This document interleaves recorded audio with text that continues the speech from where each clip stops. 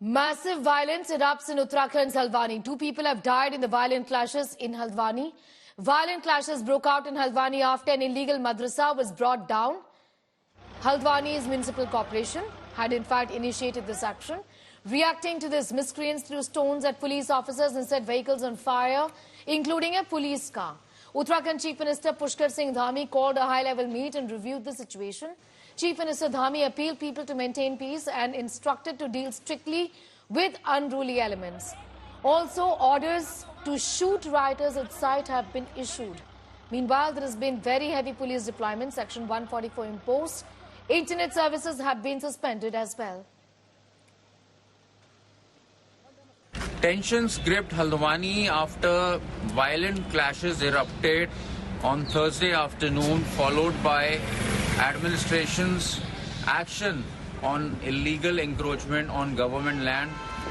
Administration, along with police personnel, had gone to remove the illegal structure of madrasa and mosque, as claimed by the administration that it is an illegal structure built on government land, and Nagar Nigam had also issued a notice on 30th January for which they had been given time to vacate that place, and the administration can carry out the activity of removing the encroachment. But to administration's surprise, people came out in large numbers and attacked police personnel and administration.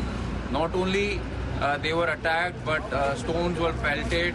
People in large numbers hurled stones on police personnel and also set ablaze a lot of vehicles, including a police van and the Manbulpura Thana, where police personnel had taken shelter. Along with police personnel, there were journalists and other people who took shelter in Manbulpura Thana. But it was completely razed by the vigilance, and the miscreants were had gone berserk while attacking the police personnel, and now the curfew has been imposed. Section 144 has also been clamped and shoot and sight orders have been given. हम बहुत बच के आए, बहुत एक घर के अंदर पथराव हुए, एक घर के अंदर घुस गए हम लोग। अंदर घुसे हम कम से कम 15-20 लोग घुसे थे।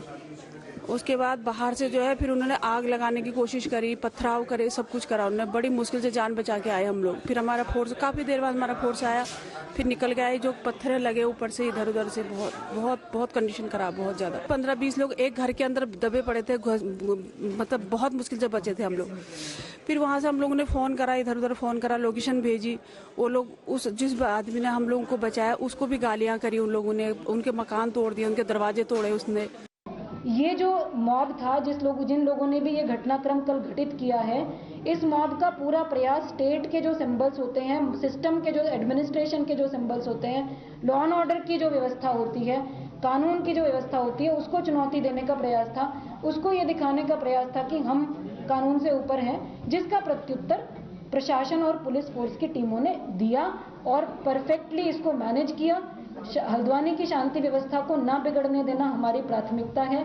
हमारा आज भी यही प्रयास है, कल भी यही प्रयास था और आगे भी यही प्रयास रहने वाला है। कुछ अराजक तत्वों के द्वारा पुलिस के साथ झड़प हुई है, पुलिस के साथ संघर्ष हुआ है वहाँ पर, और कुछ पुलिस के लोगों को, प्रशासन के लोगों को चोटें आई हैं। वहाँ पर अभी तत्काल अन्य कंपनियाँ पुलिस की और केंद्रीय बलों की भेजी जा रही है। सभी से शांति बनाने का हमने अपील की है, कर्फ्यू लगा दिया गया है, और जो भी इसमें दंगाई होंगे, जो भी इस प्रकार का अतिक्रमणकारी होंगे, जिन्होंने आगजनी की है, उनके खिलाफ कठोर कार्रवाई की जाएगी। हल्द्वानी की स्थिति को देख के मैं बहुत चिंतित हूँ, बहुत दुखी भी हूँ। हल्द्वानी का इतिहास शांति, सौहार्द, भाईचारे का, तरक्की का। सभी पक्षों को शांति बनाए रखनी चाहिए और फिर से सौहार्द कायम करने की कोशिश करनी चाहिए। चुनाव करीब आ गया है तो भारतीय जनता पार्टी यही करेगी। अभी मेहरौली में बताते हैं लगभग 700 वर्ष पुरानी मस्जिद को बुलडोज कर दिया गया। और हल्द्वानी में पिछले वर्ष भी समस्या रही है, लेकिन अब ये करेंगे ही, इसलिए कि चुनाव करीब है। तो इसके द्वारा एक मैसेज भेजने का काम करते हैं कि देखो मुसलमानों को हम टाइट कर रहे हैं, ताकि लोग रोजगार का, शिक्षा, स्वास्थ्य सब बातों से उनका ध्यान बट जाए